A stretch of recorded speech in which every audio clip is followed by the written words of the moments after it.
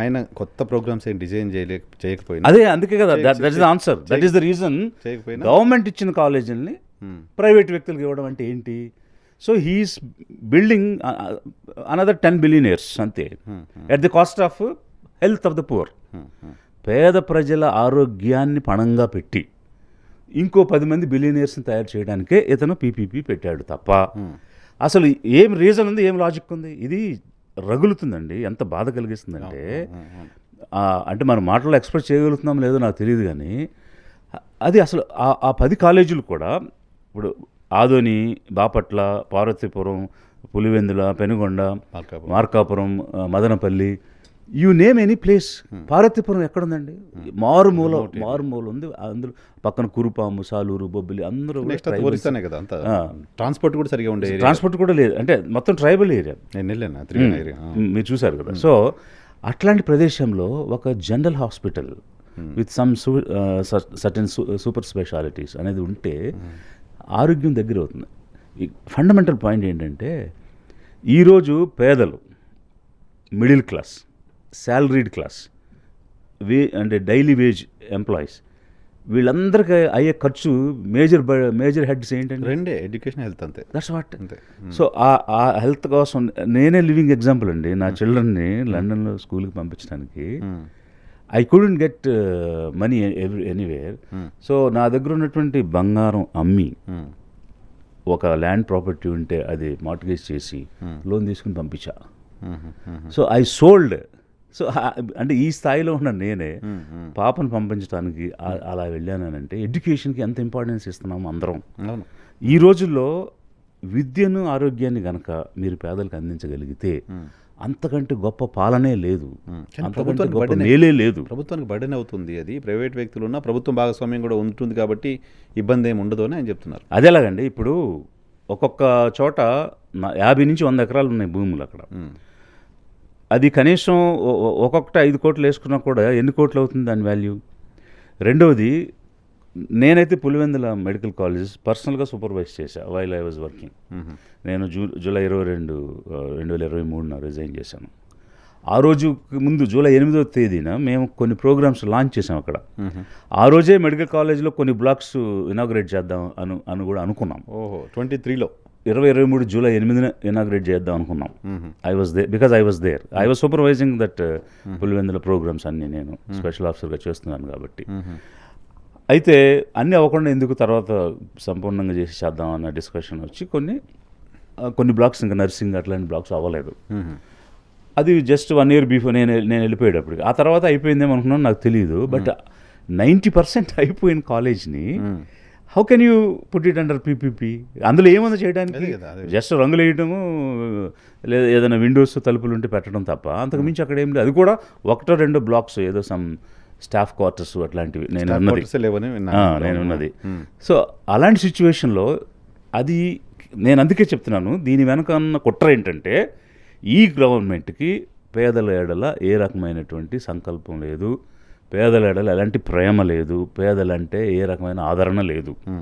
కేవలం కనిపిస్తారు పైకి, ఓట్ల కోసం పథకాలు ప్రకటించడం తప్ప దెర్ ఈజ్ నో హార్ట్. వాళ్ళకి హృదయం లేదు. పేదలంటే హృదయం ఉన్న వాళ్ళైతే ఈ రకంగా ప్రవర్తించరు. ఎందుకనంటే ఇంకేదో పీపీపీ. ఇప్పుడు అమరావతిని పెట్టచ్చు కదండి పీపీపీలో, అమరావతిని పెట్టచ్చు కదా. బికాస్ అది చాలా సెల్ఫ్ ఫైనాన్సింగ్ ప్రాజెక్ట్ అని చెప్పారు కదా. జనరల్గా సెల్ఫ్ ఫైనాన్సింగ్ ప్రాజెక్ట్స్ అయితేనే అలా పెట్టాలి. ఇప్పుడు నేను అక్కడ సిఆర్డిఏకి ముందు విజిట్ఎంయూడి అని ఉండేది, దానికి వైస్ చైర్మన్గా ఉన్నప్పుడు I went to Ahmedabad and studied about Sabarmati project. మన గౌరవ ప్రధానమంత్రి గారు అప్పుడు ఆయన సీఎంగా ఉన్నప్పుడు చేసింది.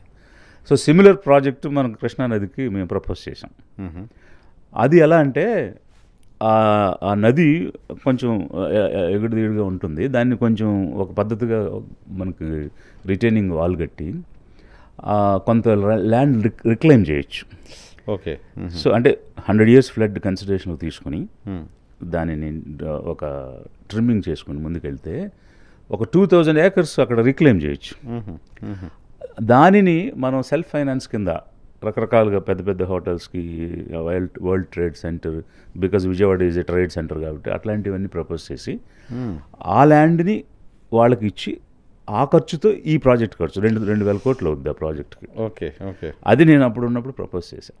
అలాంటివి నువ్వు పీపీపీలో చేస్తే ఉపయోగం ఉంటుంది. ప్లస్ అక్కడ ఉన్నటువంటి ఆ రివర్ బండ్ మీద ఉన్న వాళ్ళందరికీ కూడా ఇన్ సిటు హౌసింగ్ కూడా ప్రపోజ్ చేశాం. ఇన్ సిటు అంటే ఎక్కడున్న వాళ్ళకి అక్కడే, అక్కడ స్ప్రెడ్ అయ్యి 1 కిలోమీటర్ వైపు స్ప్రెడ్ అయ్యి ఉన్నారు. వాళ్ళందరిని తెచ్చి ఒక చోట చిన్న గేటెడ్ కమ్యూనిటీలో కట్టేస్తాం. అదే ఏరియాలో ఎందుకు కట్టాలంటే అక్కడ ఉంటేనే వాళ్ళకి డైలీగా పనులు దొరుకుతాయి, ఉపాధి దొరుకుతుంది. ఎక్కడికో 20 కిలోమీటర్ల అవతల ఊరు బయట తీసుకెళ్ళి పారేసాం అనుకో, వాళ్ళు రాను పోని ఛార్జీలకే సరిపోదు వాళ్ళు సంపాదించి. అందుకనే 2 రకాల హౌసింగ్ ప్రోగ్రామ్స్ ఉన్నాయి. అంటే డీనోవో కొత్తగా ఎక్కడైనా కట్టి ఇవ్వడం, ఇన్ సిటు ఉన్న చోటే డెవలప్ చేయడం. ఇలా 2 రకాలలో అక్కడ నేను ఇన్ సిటు ప్రపోజ్ చేశాను. అలాంటివి మీరు పీపీపీలో చేస్తే అటు స్టేట్కి ఎక్స్చెక్కర్కి లాస్ ఉండదు, you will get some money. So PPP Amaravati కూడా పీపీపీలో చేయండి. బట్ పేదల ఆరోగ్యానికి సంబంధించిన అంశాన్ని మీరు పెట్టుబడిదారుల్ని బిలియనీర్స్గా కోటీశ్వర్లుగా చేయడానికి ఈ గవర్నమెంట్ ఆస్తులు ఇవ్వడం ఏంటి? These are all public properties కదా, గవర్నమెంట్ ఆస్తులు కదా ఇవి. అది ఎలా ఇస్తారు? Because you have no heart. నేను ఇప్పుడు కూడా అడుగుతున్నా, మీకు హృదయం ఉంటే ఇమీడియట్గా తీసుకుని గవర్నమెంట్కి ఇచ్చేసేయండి. గవర్నమెంట్ ఎన్ని వేల కోట్లు? ఇప్పుడు నాకు తెలిసి 1,000 crores సరిపోతాయి. 1000 కోట్లతో అయిపోతాయి. ఎందుకంటే కొన్ని 90% అయినాయి, కొన్ని 80% అయినాయి, కొన్ని 70% అయినాయి. సో మొత్తం ఆంధ్రప్రదేశ్ ప్రజలకు సంబంధించిన ఆరోగ్యం పైన, చాలామంది పిల్లల మెడికల్ సీట్లు వీటన్నిటిపైన 1000 కోట్లు ఖర్చు పెట్టలేని పరిస్థితిలో ఆంధ్రప్రదేశ్ సర్కార్ ఉందా ఇప్పుడు? మరి ఇప్పుడు 50,000 కోట్లు ఎందుకు చేశారు అమరావతి కోసం అప్పులు? మీరు కూడా చెప్తున్నారు కదా, ప్రతి వారం ప్రతి మంగళవారం రిజర్వ్ బ్యాంక్ దగ్గరికి వెళ్తున్నారు, 4,000 5,000 తెచ్చుకుంటున్నారు. ఇది కేవలం 1000 కోట్లు చాలండి. కొన్ని చోట్ల 20-30 crores కూడా అయిపోతాయి ఆ బ్యాలెన్స్ వర్క్స్. నాకు అది అర్థంగా. నేను నిజామాబాద్లో పనిచేస్తున్నప్పుడు నిజామాబాద్ మెడికల్ కాలేజ్ శాంక్షన్ అయింది. నిజామాబాద్ మెడికల్ కాలేజ్ బిల్డింగ్ పూర్తి అవ్వాల.